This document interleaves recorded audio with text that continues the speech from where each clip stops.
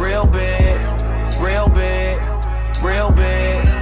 I know what my real feel is. So another episode of the CourtSide TakeOver podcast. I'm Diz. What it do? It's your boy Dwight. And we here with, man, a special guest, man. To me, in my opinion, needs no introduction, but I shall. We here with Alex Meacham, man. How's it been going? Doing very well, man. Appreciate you guys asking me to be on here and chop it up a little bit. So let's have some fun with it. Our pleasure to have you. So, how's it been in the basketball scene? Like, we've been seeing you you've been in a lot of gyms, just on the move. Like, How's it been? And who's some exciting players you just look forward to seeing? So it's been great, man. You know, coming off of the pandemic and just, not being able to be in the gym to the level that I'm usually in, to be back to that is great. We had a little hiccup, I think, what was it, Des, about a little less than a month ago with the variant. Some games were getting canceled, right? And I was kind of worried. I'm like, oh, man, here we go again. But things are, I think, trending in a better direction.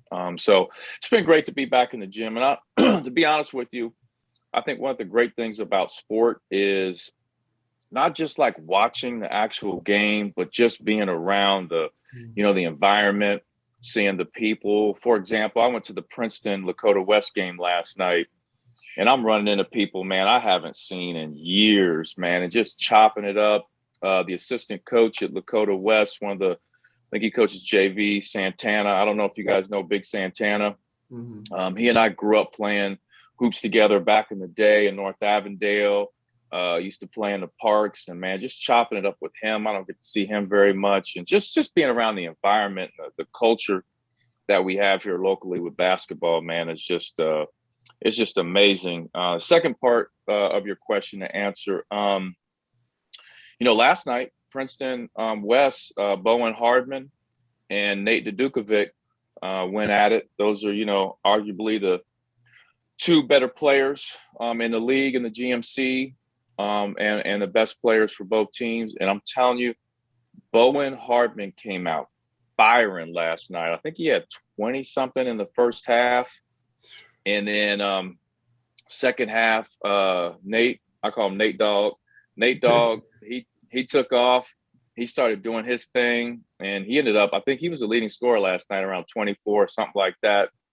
And man, just there's so much talent in our city. And I think the one thing people don't understand is, like maybe somebody's not great right now, but the potential they have. Like there's a kid at Alter named Jacob Connor. And I don't know if you guys have seen Jacob. I've seen you seen him? Yeah. 6'9", and I'm here to tell you. I know people are gonna say I'm crazy.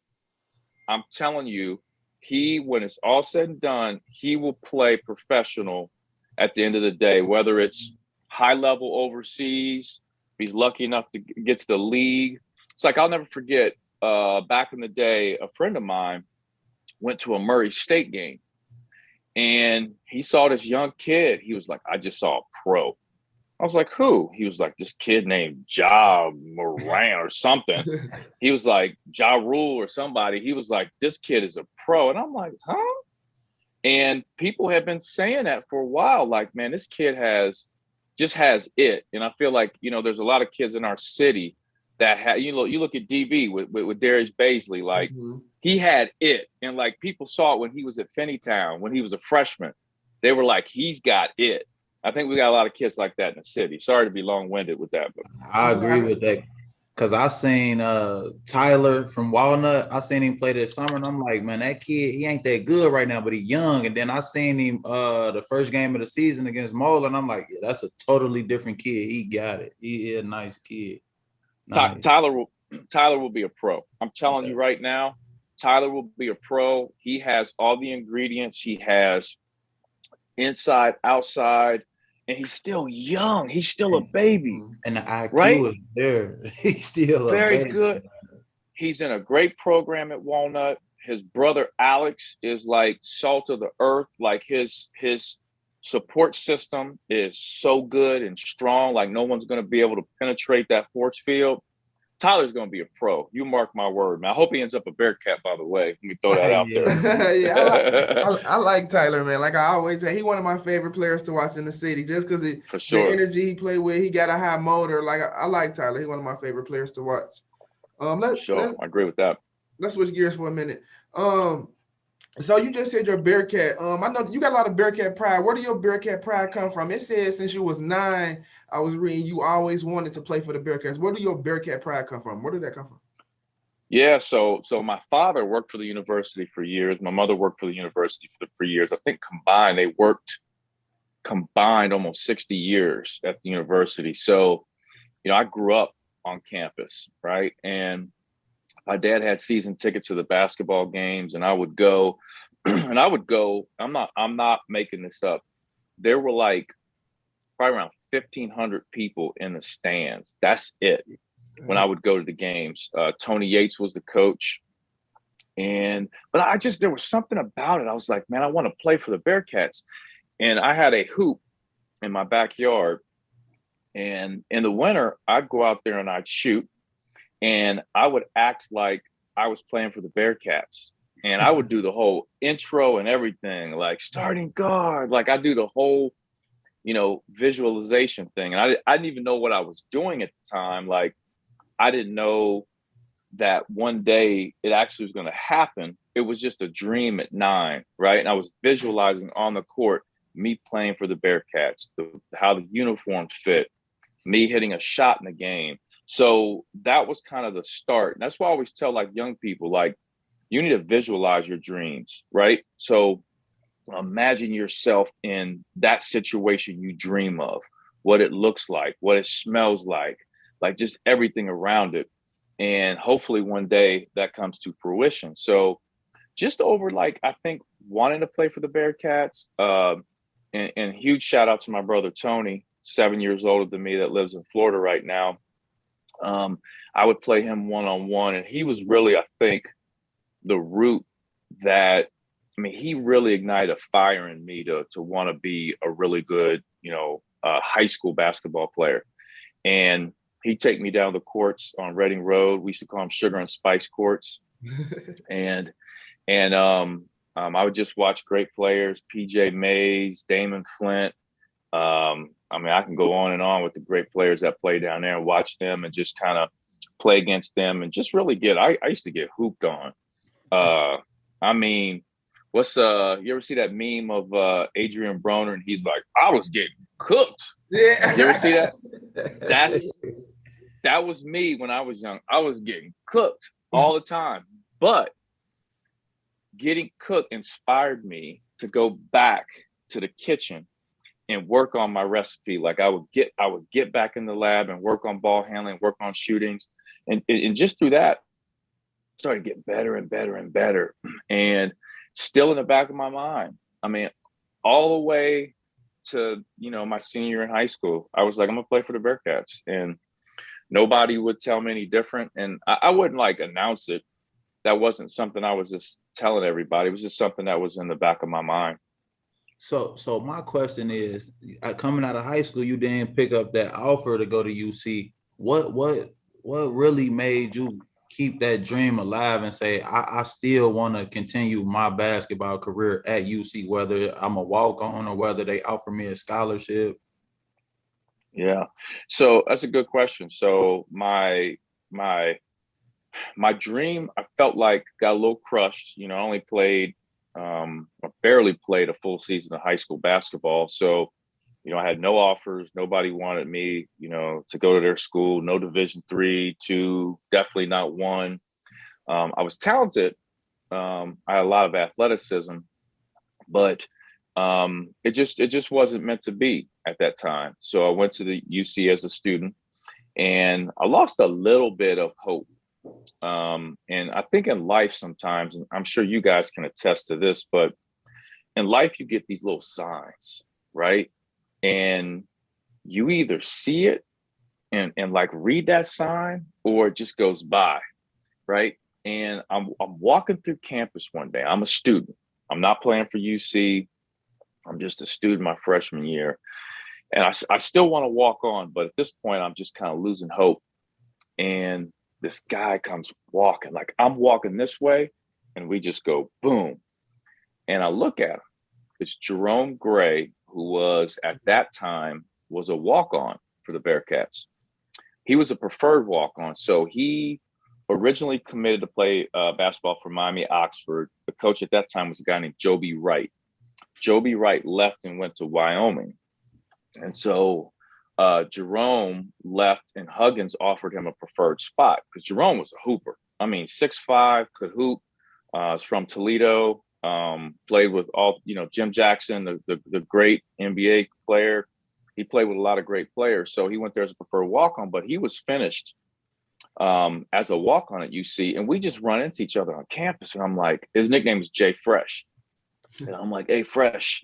I'm like, Fresh, man, I want to be a walk-on here. Can you help me? And he tested me, man. He was like, here's my number. If you really want to do this, call me. And I called him that night, and we got started the next day. And just when I lost hope, I had just this sign. It was like Jerome and I were meant to bump into each other. And without Jerome, I would have never made it with the Bearcats. So he was kind of like my angel that ran into me. And unfortunately, he died of a heart attack at like 43 or something like that. Yeah, he died of a heart attack outside of his house. Yeah, so, I hear that. Yeah, man, it was tough.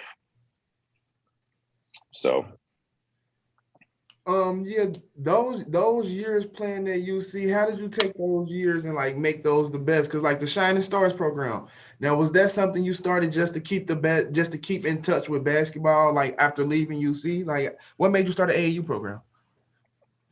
well, back to Jerome, Jay Fresh. He said something to me while he was training me to be a walk-on at UC.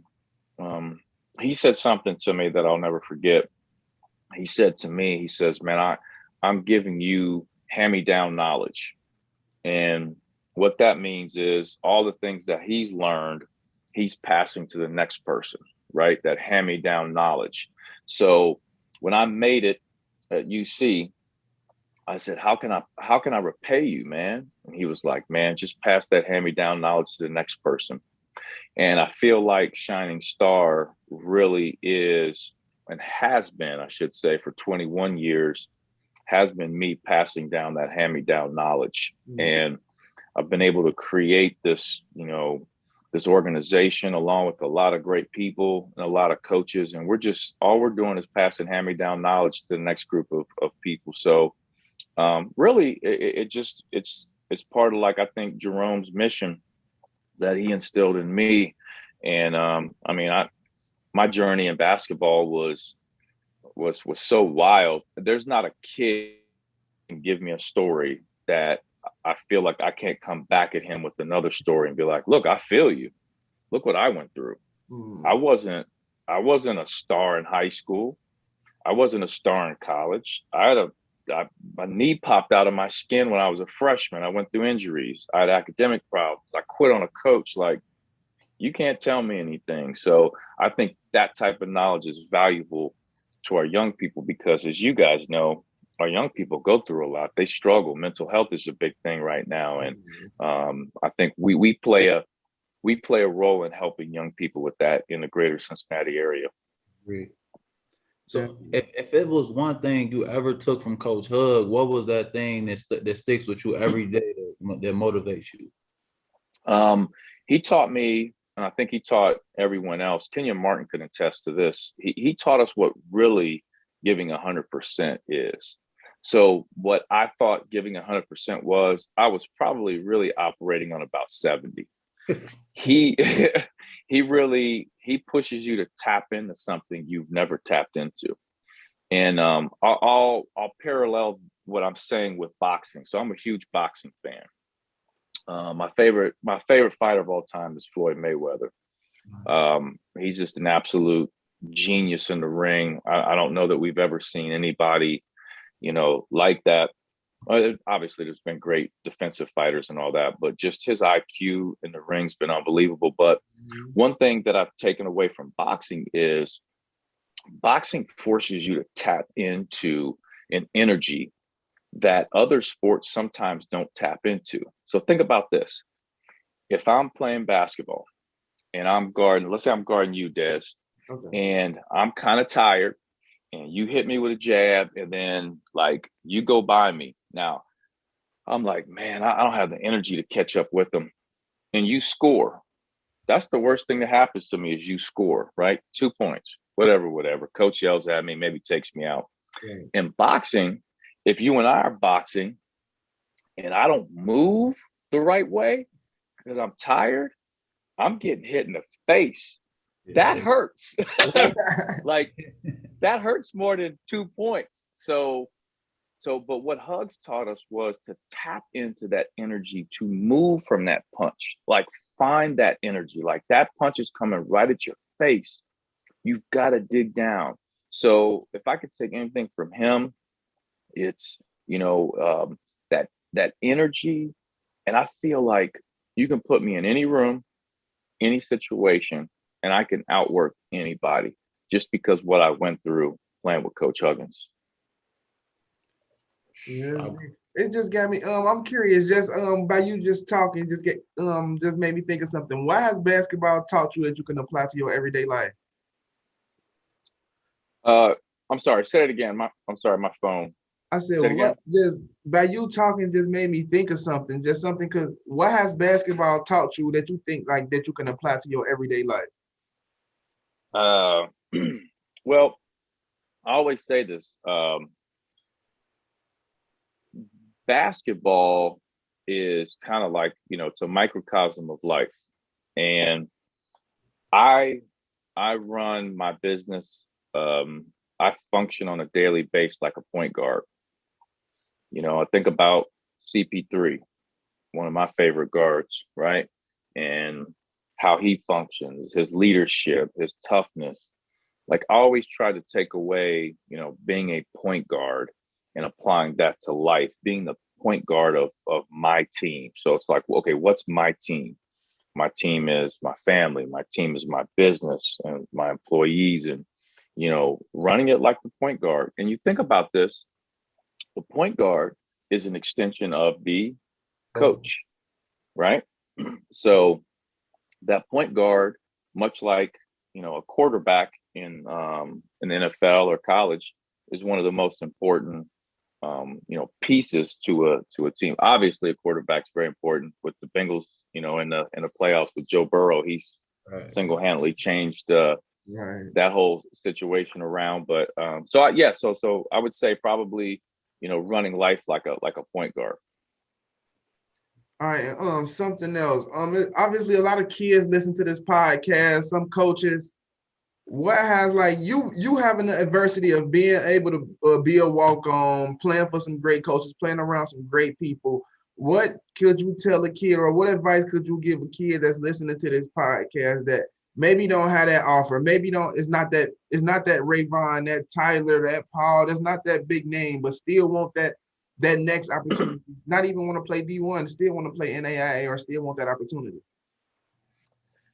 I would say your journey is your journey, right? You're running your race. Don't worry about somebody else's race. I'll take that to Kenyon Martin. Kenyon Martin and I come into UC at the same time. Kenyon Martin, I think, had two other like major college offers. I think Texas A&M and like Texas Southern or somebody else. And then it was his like other big offer. And, he comes in and from day one, there was just something about Ken that was just different. And he really like embodies running your own race. Like he was like, from the time I step on campus, the time I finish as a senior, I'm going to be a pro. I'm not worried about what anybody else is doing. I'm worrying about myself in terms of getting better. So, Kenyon collected data, and the data was, Hugs, what do I need to do here to help me be a pro? Hugs goes, you need to rebound the basketball. You need to be one of the best rebounders like ever. You need to be a force defensively, blocking shots. making it tough for the other team to score, protect the rim. You need to learn how to hit that mid-range shot. And he started, working on these things. I'll tell you a quick Kenyon Martin story. So during the off season, we used to have these workouts, and they were kind of like, how do I say it? They were optional. Like the coaches couldn't like force you to do them. Mm-hmm. But if you didn't do them, when the season started, they were like, oh, you weren't, but he was. So he's going to start. You know what I'm saying? Yeah. So we had these workouts, and it was myself, and there was a guy named Terrence Davis from New Orleans.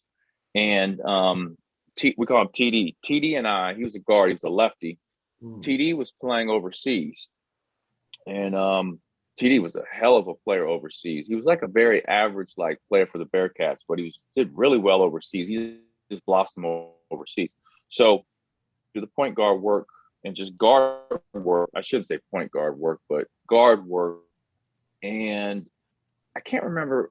We had a DeJuan Baker from Texas to play for us. He would come in and do the. So one day Kenyon Martin walks by, and he looks in, and he just sat there and watched for like 10 minutes. And I was like, that's weird. Like, he just watched. And so the next day, we show up again, me, TD, and DeJuan. Kenyon walks in. He goes, I'm doing whatever y'all doing. Like, you work out with the bigs. He's like, I just got finished lifting. I'm doing whatever you guys are doing.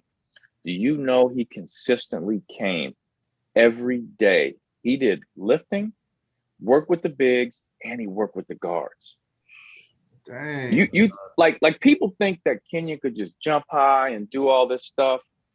Man, the sweat equity he put into making himself one of the GOATs at the University of Cincinnati just didn't happen just one morning.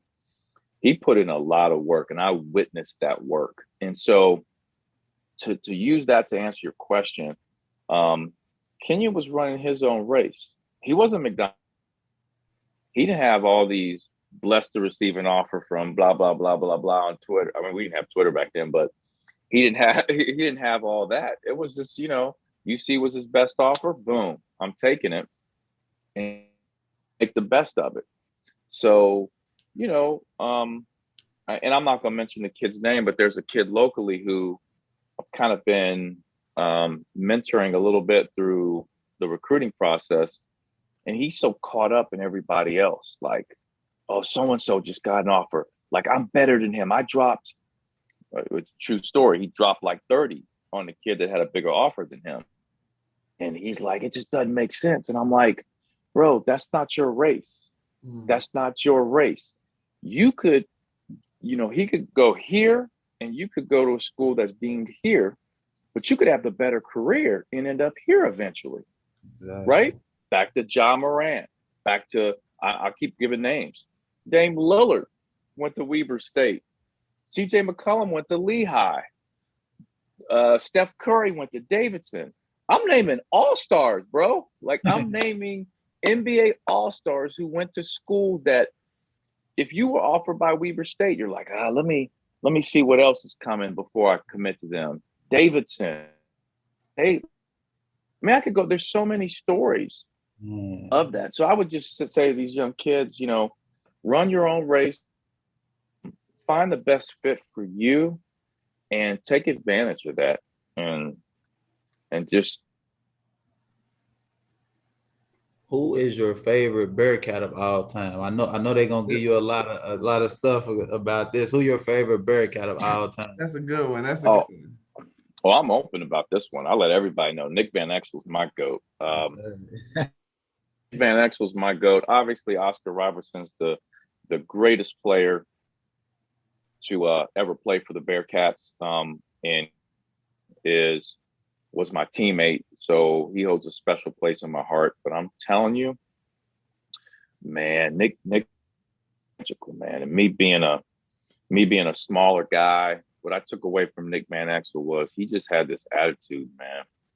He was like, I'm small, but I'm super skilled. Like that's something that I try to tell kids. Like, you may face people that are more talented than you and have you know, some physical attributes that are, you know, maybe they're 6'5" and you're 6 foot, but your basketball IQ and your skill set, man, you could really pass those that have higher level, you know, physical attributes than you, better athleticism.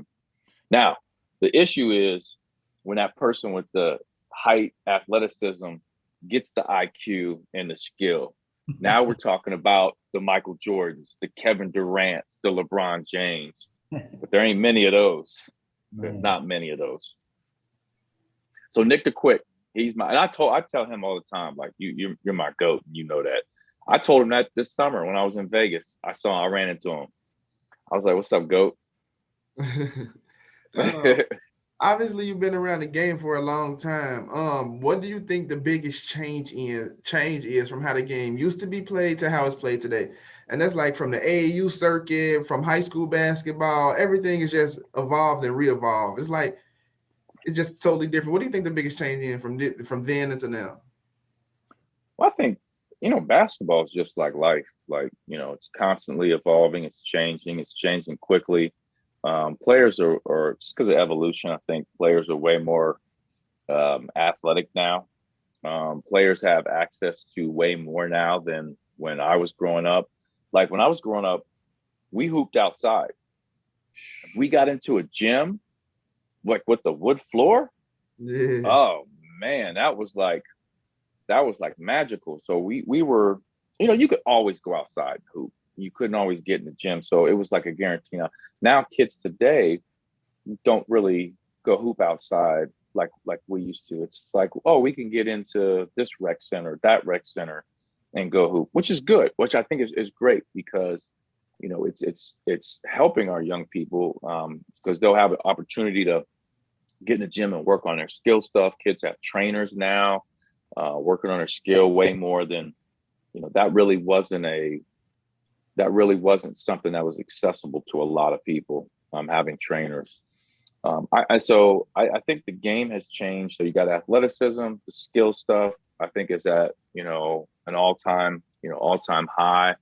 I think the basketball, people will fight me on the skill. They say people from my generation were more skilled than the people from this generation. But I would beg to differ because Steph Curry is the greatest shooter. Kevin Durant, I've just never seen anything like that human being before. You know, I mean, I can go on and on with guys, but that's evolution. That's what's going on. But, you know, I say the guys from when I played, the basketball IQ was way higher, you know, and that, and not to say that the players today aren't intelligent or don't focus in on studying the game. I think the difference is the way the game is played. You don't have to have that same IQ. Agreed. Right. So, you know what I'm saying? Like, it's just a different game. It's way more open.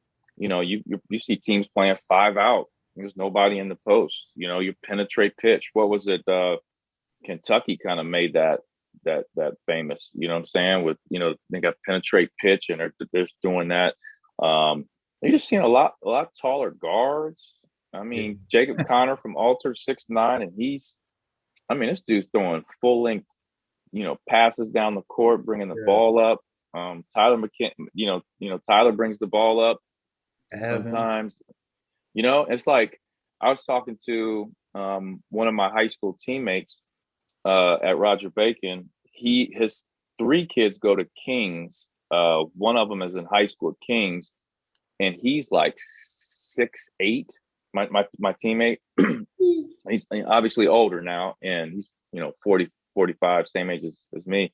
And I was like, Dave, like, we would have never let you dribble the ball up the court. Like, you would never, no. You get it to the guard or you going to the bench. So I will say this. And so let me say this. I think the game has changed from a standpoint of a lot more shooting, you know, a lot more open post stuff. But I feel like at some point, things are going to come back around where there's going to be a player that, let's say it's a Kevin Durant type of player that decides, you know what, I'm going to post up a little bit more. I'm gonna post these smaller guards up. So imagine let's say Amani Bates. Let's say Amani Bates was coming through right now, and I know he's at Memphis now, but let's say he was coming through and he just started posting cats up and cooking them in the post. Then you're gonna start seeing these kids like, oh, Amani's doing it. He's got the jump hook, right shoulder, left shoulder, up and under. Like, I'm gonna start working on that, and it will shift it will kind of shift how the game goes. So I think it'll come back to you'll see some post stuff, but I think it'll be a different type of. I don't think you'll see the Karl Malone type post up games. Again, I think the game's just changed. And two, let me say this real quick. Okay, let me say this real quick. And I tell people this: the NBA affects all the levels below. For sure. And so, what they do in the NBA, boom, it just trickles down because you've got people here all trying to get to the NBA, so they mimic what they see here, right? So, but the thing is, like, with that trickle down, the NBA is about entertainment, right? The people that are there want to see offense, right? They want to see the high flying dunks, the threes. So the structure of the NBA today is based around the entertainment value of the customer. So they want to see the team score 100. And so now when you see the NBA played the way it's played, that then affects the lower levels. So they start doing, so, I mean, listen, if the NBA's played and let's say the Lakers play the Warriors and it's like 70-72, as the final, like fans would be like, oh man, these dudes terrible, but in college, it's like, oh, that was, so it's all about entertainment at the end of the day. Right. Before we get up out of here, man, it's time for my takeover segment of the day. I'm gonna ask you a couple questions. You can answer them, however you please. Just a little fun games. First of all, this is a personal one. How has basketball changed your life? I'd say several different ways. I think the older you get, the more it's about other people, the less it becomes about you. As you get older, you become, father, a parent. It's just about helping, other people. Basketball has allowed me to help a lot of people. 21 years. It's just given me a platform to help others. At the end of the day, what you do for other people is the true gift of life. At the end of the day, you look at people that we as humans put on like the upper level of a pedestal. You look at the Muhammad Ali's, you look at the Martin Luther Kings, you look at, all these great folks. It's about what they did for others. It ain't about how many points they had. You know what I'm saying? Like, think about that. Like, at the end of the day, like Michael Jordan's my favorite, athlete ever, favorite player.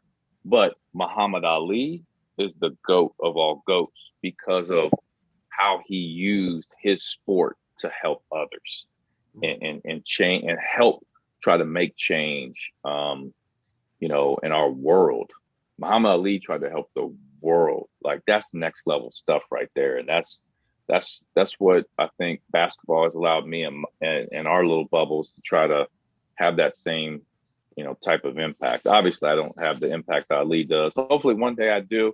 And like Tupac says, either I'm going to change the world or I'm going to spark the brain that changes the world. To somebody, you Muhammad may not be there. I love that. Somebody. I love that. I appreciate that. My question to you is, because I know you're a big Jordan fan, what's your top 3 Jordans? Man, I've been waiting for this. I was waiting. Somebody asked me. I've been waiting to All right. You want to know my top 3? Top 3. So I'm gonna go 3-1. All right. So number 3 favorite Jordan of all time. and the reason I list these this way is because not only design, but they mean something, to me. So number 3 would probably be the Jordan 3, the black cement 3. That was the first Air Jordan that I ever purchased with my own money. And I wore to school. I'll never forget this. I was going to a school called Doherty. And Doherty is on Madison Road. It's like right down the street from Purcell. And it feeds into Seven Hills High School. So I started off there. I was in 7th grade. And man, you would have thought I was a rock star, man. I mean, I'm walking around school and they're like, like teachers were, walking around and asking about the shoes. So I would say those. Then I would say number 2 would be the Jordan 12s, the Taxi 12 specifically, because something about the design of that shoe. It is very simplistic, but yet the details of it are amazing, right? So the first time I ever saw Michael Jordan live was in Louisville. It was an exhibition game in Louisville, Freedom Hall, versus the Sacramento Kings. They're playing. I don't know if you guys remember Mitch Richmond. He played for the Sacramento Kings, and they're playing. And Jordan was wearing the 12s. And we were sitting, it was me, Kenny, and Mike, my 2 buddies. Shout out Kenny and Mike. They went to St. Bernard High School. Mike Sanders was a hooper back in the day, by the way. I got to give him a shout out. So we're sitting like second level. And, Jordan's out there. And the 12s just, man, they were glowing, man. And then I'm like, and we're all like, yo, we got to get those shoes. Like, and he was wearing them before they were out because it was preseason. They haven't hit the store. So when they finally hit the store, I had to have those. So the Jordan 12s Taxis are number 2 for sure. And the thing about the 12s is from a distance, they look like really cool on the court. But when you're up close, the details of the lines and just like the leathers, crazy. Number 1, hands down, Jordan 5, metallic 5. And that ended up being the shoe that I worked with Michael Jordan with. Yeah, yep. I did the Ben 5, so that was the shoe I worked on. So that's my number 1. What about you guys? I'm interested to hear what you guys have. Mine's the 12s for sure. Okay, all right. Mine's the. All right, I love Jordans. Okay, my personal favorite is the Black Cat 4s. So okay, that's like number 1.